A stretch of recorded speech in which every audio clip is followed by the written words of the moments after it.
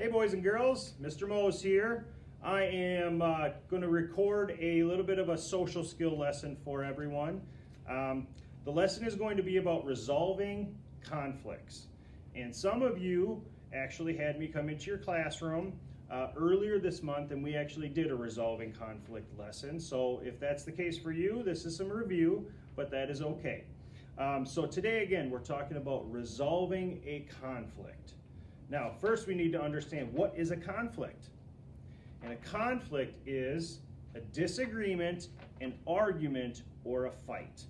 So when we think of conflict, we can think of an argument, two people arguing. All right? And when we talk about resolving a conflict, we're talking about how do we fix that? How do we stop a conflict from happening, or how do we handle a conflict if it is happening? And one of the most important things that we need to remember to do is stay open-minded and listen to the other person's side, okay? And that's very hard, I know, when we're having a conflict, but listening to the other person's side is very important. And it helps us to understand exactly what is going on and exactly how everybody is feeling. We also know that there are good and bad ways to handle a conflict. And one of the very most important parts of resolving a conflict is compromise. Now, what compromise means is you don't get everything that you want. The person that you're in conflict with doesn't get everything that they want. You both give up a little bit of what you want, and you meet in the middle. Okay, that's called a compromise. Meeting in the middle, or both of you giving up a little bit to come to an agreement or a compromise. Okay? The other thing that we're going to learn here in a bit is we want to make sure that we make I statements when we're dealing with a conflict and we're talking about our feelings instead of a you statement. So we want to remember to use those I statements. And also, it's very important to try to stay calm in a conflict. Now, conflicts are, by definition, they're not a calm time, right? It's an argument or a disagreement, but the more calm that we can stay, the better we're going to be at handling that conflict. So we want to be able to take some deep breaths and calm down when we need to. So please think while you're at home, have you ever been in a conflict? Have you been in a disagreement, an argument, or a fight with anyone throughout your life? And the answer should be yes. We have all been in a conflict, whether it's a big one or a small one. Conflicts are a part of life. Disagreements are a part of life.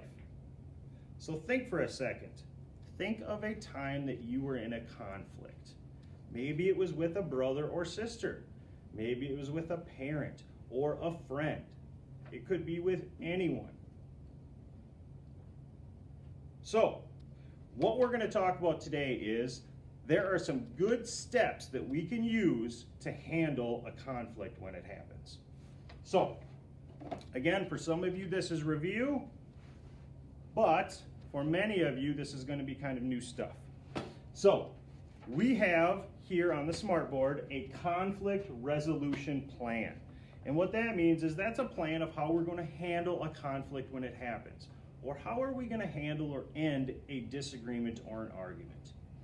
And so step one is we need to be able to take a deep breath and calm down. When we're angry, when we're having very strong emotions, it's very hard to resolve a conflict. So we need to try to take those deep breaths in slowly through your nose and out slowly through your mouth. That's how those long, deep breaths should be done so that they can help us calm down. Number two, we need to listen to the other person. Okay, we need to take turns. Sometimes we just need to be quiet and listen. And I know that in a conflict that can be difficult, but that helps us to understand how the other person is feeling. We also need to think about the situation. We need to use our brain. We've got to make sure that we have all of the information that we need. A lot of times when there's a conflict, we think we have all of the information, but we really don't. So listening is a good way for us to learn all of the information so we can make the best choice.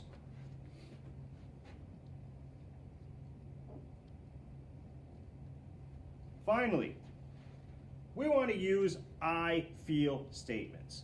So an example, if I was in a disagreement with my brother, and I had plenty of disagreements or conflicts with my brother, if I was in a disagreement because he was playing with a toy that I wanted to play with, and I said, you always play with the toys and you never let me play with them. Well, by me starting that sentence with you, I'm really placing blame on my brother, which makes him feel defensive, and that's how an argument can start. By me placing blame on someone else, saying, you did it, it's your fault. Now, a better way to do that is to try to stay calm and start with an I feel statement. So if my brother was not letting me play with a toy and I really wanted to play with it, I could start that sentence with I feel by saying, Jeremy, I feel really sad when you don't let me play with toys too. And now my brother knows exactly how I feel, and he knows why I feel that way. And that helps us to have a better understanding of how each other feels. So we want to make sure we're using those I feel statements and not using those you statements that place blame on someone else.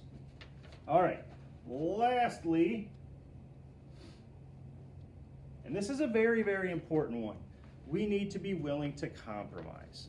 Remember, earlier I talked about compromise as being you give up a little bit of what you want, the other person gives up a little bit of what they want, you meet in the middle, and you compromise. And compromise is very, very important when you're resolving a conflict. If you dig your heels in and you're really stubborn and you only want all of what you want and you're not willing to compromise, it's going to be very hard to deal with the disagreement or the argument.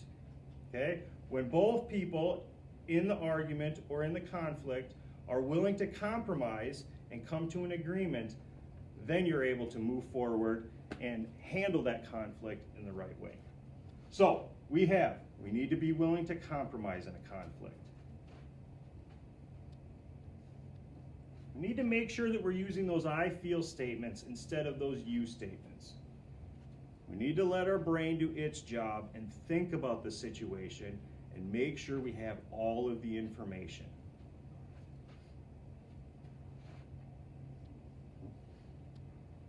Oops. We also need to listen to each other. We can't do all of the talking. The other person shouldn't do all of the talking. We have to take turns and listen. It's another way that we can gather all of the information that we need. And, of course, we need to try to take those long, deep breaths to calm down our body. Most of the time when we have a conflict, we're feeling some very strong emotions, and we want to try to calm our body down just a little bit so that we can do the rest of our conflict resolution plan. Listening to each other, compromising, okay, using those I feel statements. So, we're most likely going to have more conflicts, especially with siblings, while we're at home during this distance learning time. It's natural. The more you're with your family members, the more you can get on each other's nerves, and that can lead to conflicts or some arguments. So, right now is a great time to use the conflict resolution plan with your brothers and sisters, with your parents, with whoever is at home caring for you or helping you through this distance learning time. Please use this conflict resolution plan to work through some of these disagreements and arguments that you might have. Thank you very much for listening, boys and girls. Now, please remember, I have a couple of read aloud books about resolving conflicts that are also going to be on the PK3 Distance Learning website. So you can find this video. Where you found this video, you should also be able to find a couple of read aloud books for boys and girls to watch and soak in and learn a little bit more about resolving conflicts. All right, boys and girls, I'll see you next week for a new social skill lesson. That's it for this week. Have a good day.